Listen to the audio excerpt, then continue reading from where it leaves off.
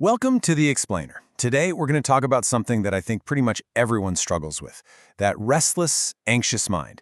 But the good news is there's a structured path to finding some peace, and it's this really cool blend of ancient wisdom and modern mindfulness. So let me just ask you this. Right now, what's your mind feel like? Is it a calm sea? Or is it more of a restless storm? For centuries, thinkers have recognized this inner turmoil. So if you've ever felt totally overwhelmed by your own thoughts, trust me, you are so not alone. It's a fundamental part of being human. And what's so fascinating is that these ancient texts, they don't just describe this feeling, they actually give it a powerful diagnosis. They call out directly to what they call the confused mind, and they offer a way back to clarity. Now, this ancient call, it's not really a command. It's more like a lifeline. It's this reminder to steady our restless thoughts. Think of it like a ship that's been lost in a storm, finally getting guided back to the safety of the shore. It's all about turning our attention inward, away from all the chaos. And this wisdom continues with a pretty stark reminder: life is impermanent. All our accomplishments, all our knowledge, symbolized here as our grammar lessons, they're kind of like a fortress that just can't hold up against the passage of time. They're temporary. So, if our achievements can't save us, then what's the real source of all this restlessness? This is where modern mindfulness offers a brilliantly clear answer, and it does it by drawing a really crucial distinction between two concepts. Okay, and this right here is the absolute game changer. Suffering doesn't come from what happens to us. That's the event. Say you get stuck in traffic. That's just a neutral, objective thing that happened. The suffering comes from the story we tell ourselves about it. That's the incident. This traffic is ruining my entire day. See, that story is something we create. So why do our minds create these painful incidents? Well, it's because they're clouded by these three really powerful filters. First, ignorance, which makes us mistake the event for our story about it. Then there's attachment, that constant push and pull of wanting things and resisting others.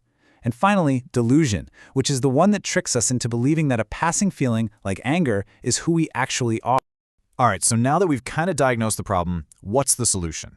Well, fortunately, there's a structured practice, a real toolkit, designed to help us reclaim our inner calm one step at a time. And this practice gives us a really clear step-by-step guide.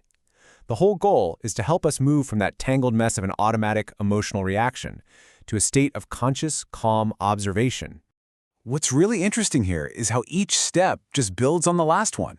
You start by stilling the mind. Then you invoke your inner awareness. Let go of all that attachment. Embrace the now. Nurture the peace you find. And finally, you teach others just by your calm presence. It's a complete practice, the whole shebang. But to make a practice like this truly transformative, you need more than just a technique. You kind of have to adopt a new, fundamental perspective on who you really are deep down. And this slide illustrates the core idea perfectly. You are the vast, unchanging, peaceful sky. All that other stuff, the anxiety, the anger, the intrusive thoughts, those are just temporary clouds. They just drift through your awareness, but they are not you. Think of them as just visitors passing through. This quote just captures the whole essence of it. It's about recognizing that feelings like anxiety are just passing weather patterns in your mind. You can actually learn to observe them without identifying with them and without letting them define you. So how does this all come together in a practical way? The ancient wisdom, the silent method, this whole sky and cloud metaphor, they all build toward one single, life-changing habit. And the ultimate goal of all this is to create a moment of pause. It's this silent, almost sacred space that exists between what happens and how you respond. And in that space, that's where you find your freedom. That's your power to choose observation over an automatic reaction.